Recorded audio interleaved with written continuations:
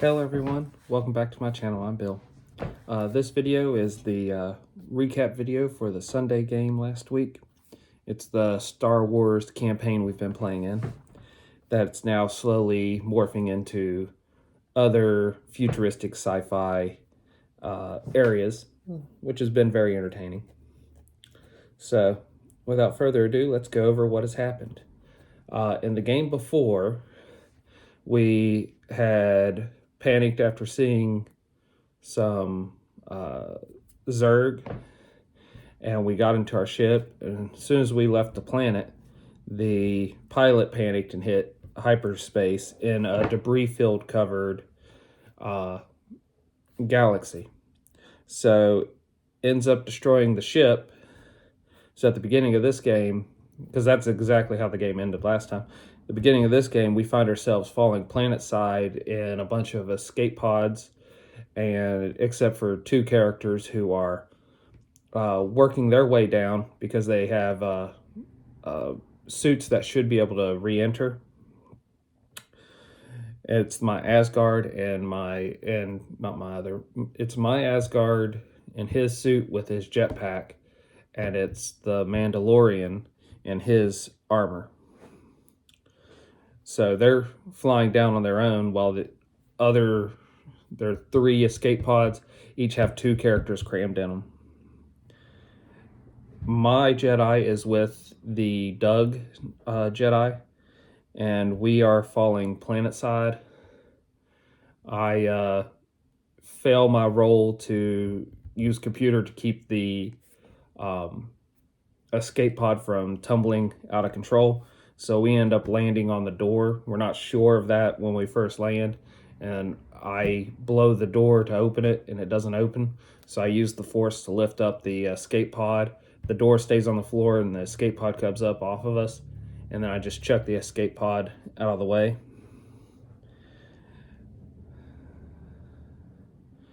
The Game Master awarded us a level for everything we've done up until this point, so we began leveling up our characters. Our escape pod descent, everyone else had pretty much an easier time landing. With that, we hit somebody's sensors that's in the area. He saw us land. He saw our ship pretty much blow up in the sky and us land. And he is a protoss representative, protoss sheriff. The best way I can think of him is using a D&D term of paladin. He's a protoss paladin.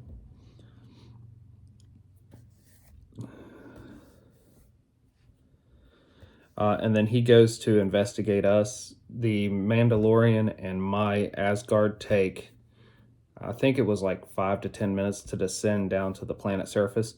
So in the meantime, the Protoss guy meets up with the other two escape pods. The one that had the two Wookiees in it, and then the one that had the, the Jedi,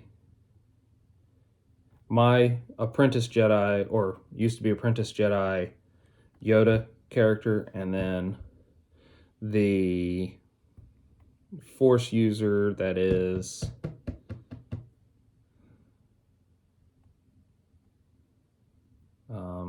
the sand person. He's one of those sand people from that planet, you know. So he joins up, he talks with them. We sort of have a standoff, but not really. He gives us information about the area, information about the bugs, which we find out now are called the Zerg.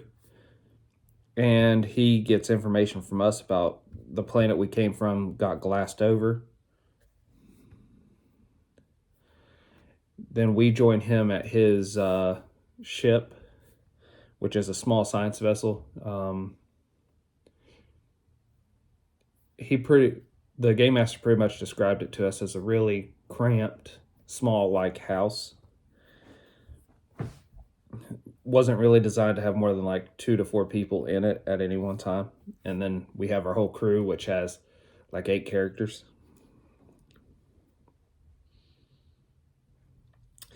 Well, my Asgard helps him use the sensors, and we detect some power plants that would be ships.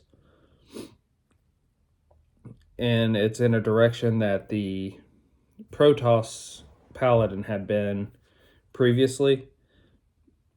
And so he gives us a little bit of information on that. We decide to head there to get us some transportation so that way we're not stuck on the ship. And the protoss paladin was given orders from his higher ups to keep an eye on us. I don't know if those orders were now or if they were after what happens to this planet happens. And you'll see that. Just continue to watch the video. But we begin going through the area, heading in the direction. We find a few zerglings. We encounter a few zerglings, like 6 of them, and they're like moving little maggot or worms. I go forward saying I'll handle this, and I pick up all 6 of them with move object and put them in a line together, and then I bring up my lightsaber and I run my lightsaber through them over and over and over again. And the Doug uses his move object to pull one of them away each time it passes.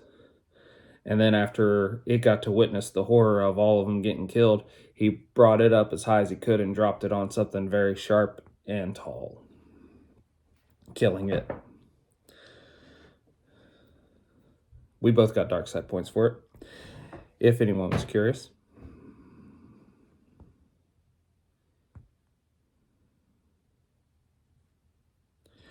Somewhere around this, either before this encounter or at this encounter, we encounter a mineral field of gems, like a gem mineral thing. When I visualize it, I always visualize it as a Command and Conquer like gem field, but I know that's not what it is. So we're told that that's valuable, so I don't know if I did it now or if I did it later. I just use move object and pull a 1-ton chunk of gem out. From there, we took that back to the base. And we might have done that on our way back. Either way, we continue on. We see a giant mountain-sized creature sleeping, and we have a very hard time distinguishing it because it's been there long enough that trees have begun growing on it.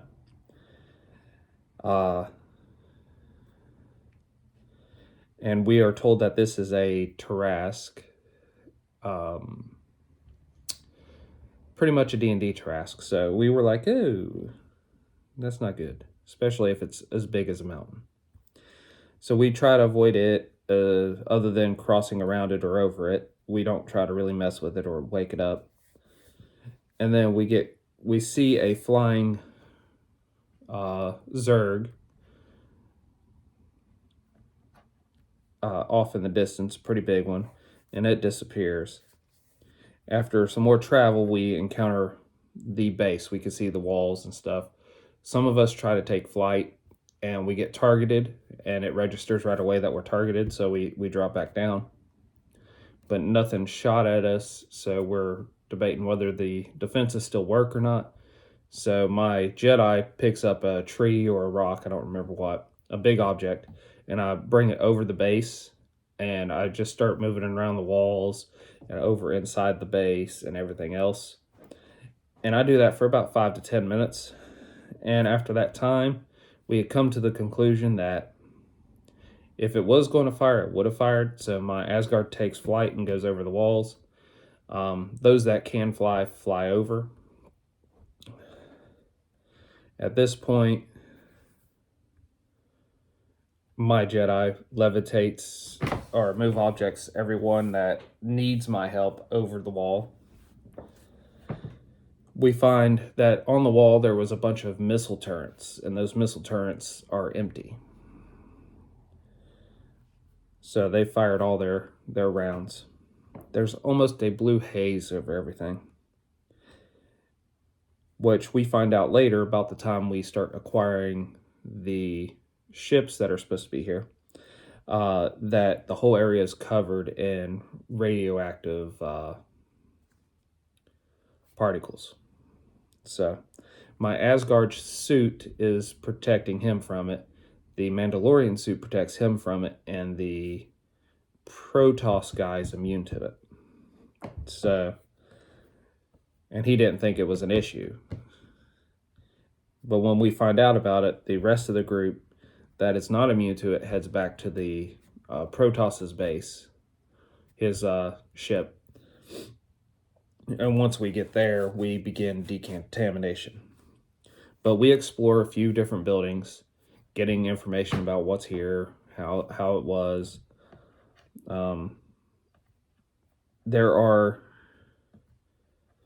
We find the two ships. The two ships are like cargo ships, big ships. I don't remember how they were armed, but the game master has that information. It wasn't relevant immediately in the game that day because we didn't have any space combat with them. But I know that it was lower tech than the Star Wars galaxy we came from. But we fly the ships back to the Protoss's ship, and then we start decontaminating the ships, decontaminating everything on the ships, decontaminating all of us. Once we're done with all that we then start messing with everything in the ships. There are 3 CV mechs, or I think the title's like CSV mechs or something like that. They're able to build stuff. They can take that gem that I had acquired and turn that into material to build stuff. And it just takes that material and time and a craft check, but it gives a +10 to whoever's piloting it to that craft check. So, but it's limited to whatever's in its database initially, which is all the human faction for this area's tech, which includes the ships that we just got. So we take that, and there are 3 fighter ships in it. There's a tank of some sort. There's at least one actual bigger mech in here. And with all that, we go... No, we don't go anywhere. Well, we start just messing with all that, getting the information, learning about all this stuff. And then my Jedi and a few others decide to go with him, go harvest some more gems to use for material for this crafting and stuff. So I use move object to pull out a gem out of the gem field, another 1-ton gem. And then I just keep doing that until we have about 5 of them. I think I only got like 1 or 2. And then we had this force approach us that was like 5 or 6 guys in like battle armor. And they didn't respond to us. They just kept getting closer. I picked one up and like pushed him away with move object. And when he hit the ground, he exploded. And then somebody else threw one into another, and pretty much chain reaction, they all exploded. The problem is we're close to the Trask, and at that point, the Trask actually starts to wake up. So I finished pulling out all 5 tons of gems. We use them as platforms to stand on. I then use move object to carry us to the ship. And then once we're on the ship, we go space side. And then the Protoss paladin activates something that's on the planet that he has linked to, and it glasses over the whole planet, killing the Trask. And then he has to report to his higher-ups, and then they tell him to keep an eye on us.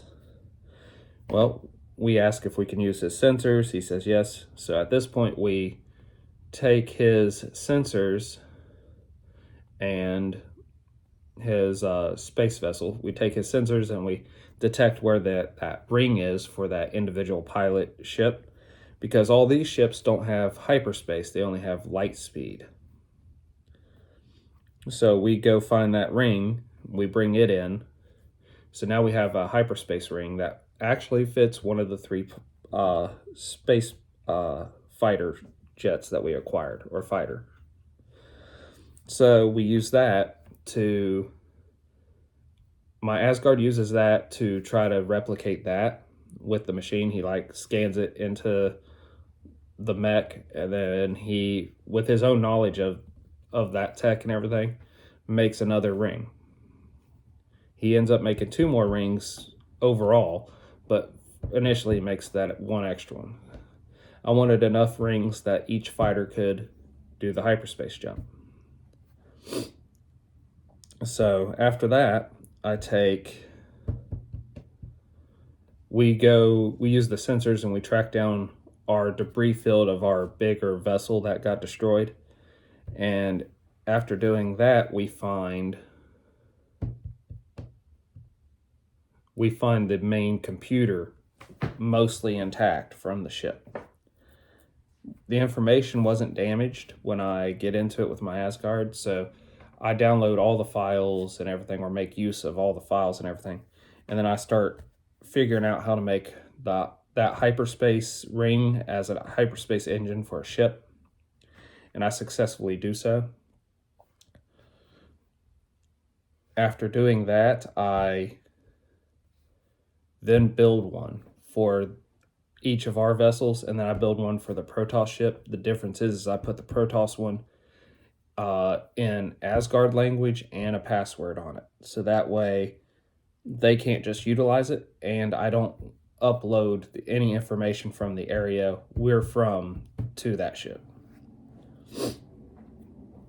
Note to me, and remind me, fellow players, whenever we level again, to put ranks into security. My Asgard needs to have ranks in security. That way I can make a lot more efficient use of the security skill.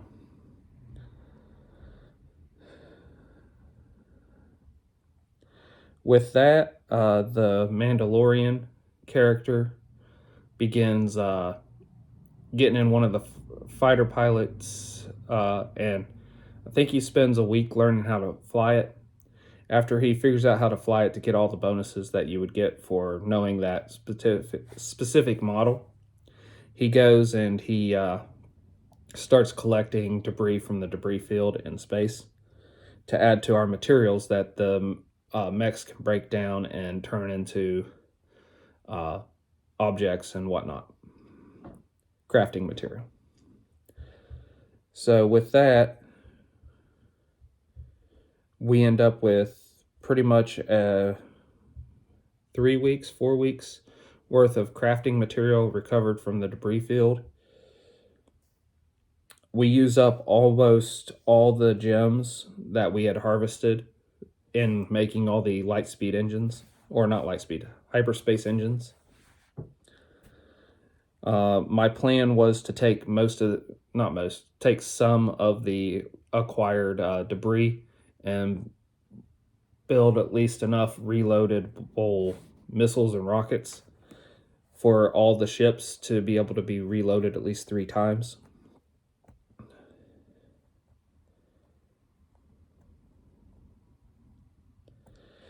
I'm also going to take some of our tech and upload it into the mech, just so we can start mass producing some of the items that some of us have that others don't. Like most of us chose the energy protective shields for blasters and stuff, but only one of us chose one that for physical. So we're going to take the physical one and then remanufacture that into a whole bunch of them. But in addition to that, there's a few other things I want to make, but my crafting, other than mentioning it to the Game Master, I want to try to keep my crafting out of active gameplay, so that way we can concentrate on doing stuff and getting stuff done. Note on the hyperspace I was able to make. The hyperspace that our ship had that got destroyed was a ×2 hyperspace. The one I was able to make was a ×4 hyperspace. I don't know if my rings were ×4 or if they were an actual duplicate of the rings that we had acquired. If they're an actual duplicate of the rings ring we had acquired, then they're ×2. So what it is the multiplier determines how long. Like, say it says for high-end hyperspace, it takes you 7 days to travel across this galaxy. Well, a times 2 one takes 14 days. A times 4 one takes 28 days, and that's what it means. So that's where we're at with this. I have a few ideas, like I might want to go talk with one or two of the local colonies that the protoss paladin is in charge of being the law around here. I might want to go to one of the glassed over planets and see what I can find underneath the surface, what hasn't gotten destroyed. And then we have other options as well. So as we figure this out, we will expand our area. And then I will ask the game master if it's possible to upgrade the hyperspace engines in the future. But either way, we're equipped pretty good now. So, well, without further ado, see you guys again next time we game.